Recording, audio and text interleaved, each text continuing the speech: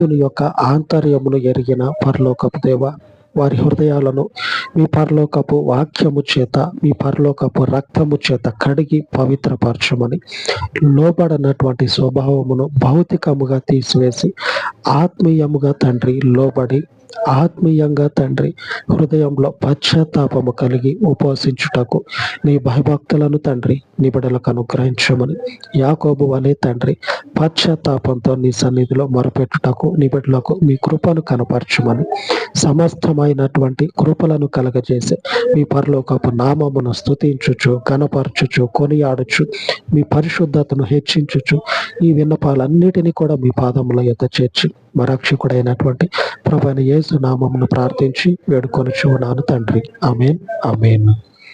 ఉన్నతమైన మన ప్రభు కృప నిత్యము మనకు తోడై ఉండును గాక. ఆమేన్, ఆమేన్.